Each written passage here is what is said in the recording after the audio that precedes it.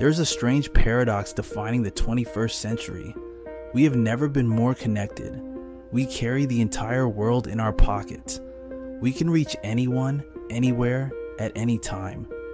And yet, we are lonelier than ever. This is not a dramatic collapse. It is not a war. It is not a financial crash. It is quieter than that. It is a slow, almost invisible erosion of something essential. We are living through what could be called a friendship recession, a systematic decline in the social capital that once held our communities together. And like any recession, its effects are everywhere, even if we don't immediately see them. Loneliness today does not always look like isolation.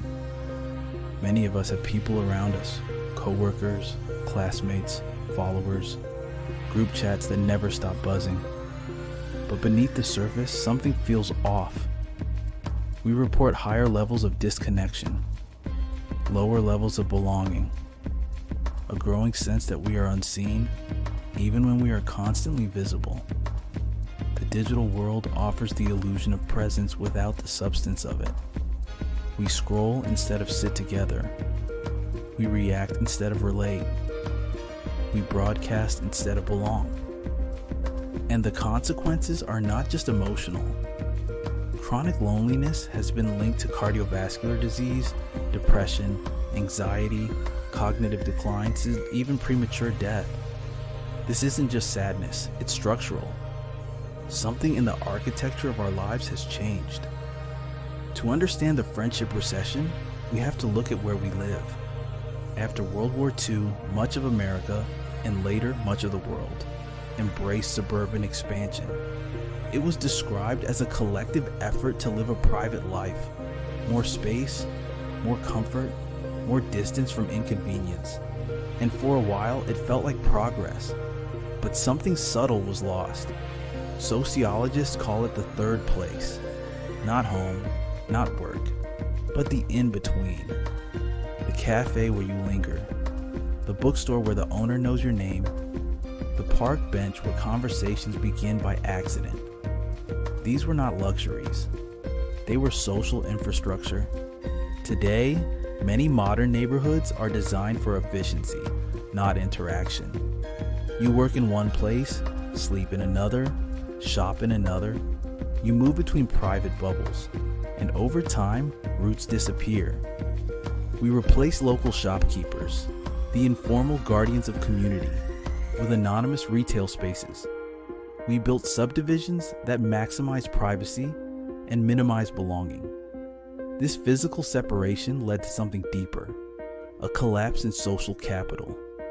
Social capital is the invisible network of trust, reciprocity, and shared norms that allow communities to function. 50 years ago, civic engagement was stronger. Clubs were fuller. Religious participation was higher. Neighborhood ties were tighter.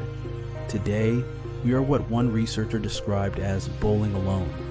We are still capable individuals, still moral, still productive, but increasingly separate. At the heart of social capital is something called generalized reciprocity. I'll do something for you today, not because I expect you to repay me, but because I trust someone, somewhere, eventually will. That kind of trust requires repeated low-stakes exposure, small talk at the cafe, seeing the same faces at the park, running into neighbors without planning to. When those repetitions disappear, trust weakens. Without bonding social capital, we lose our sense of shared identity. Without bridging social capital, we lose connection across differences.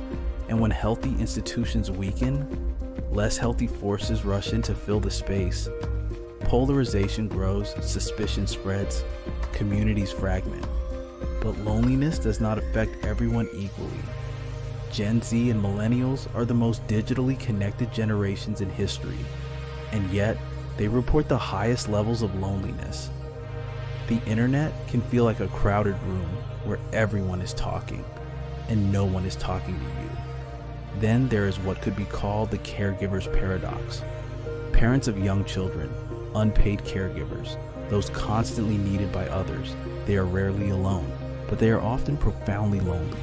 Because loneliness is not about physical proximity. It is about emotional recognition.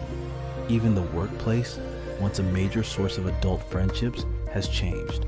Remote work, gig economies, always-on productivity culture, more than half of workers now describe themselves as lonely.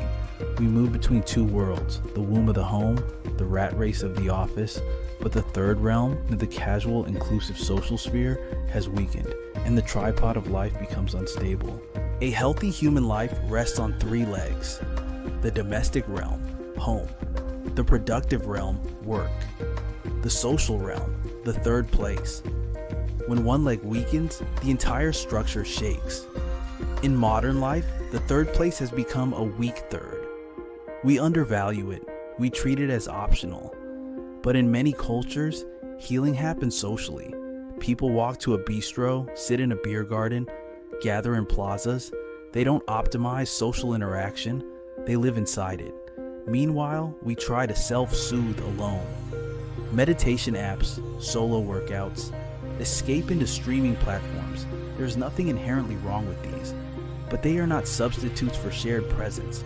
The pleasure of life is not only found in achievements, it is found in association, in laughter overheard, in conversations that weren't scheduled, in eye contact that says, "You're part of this."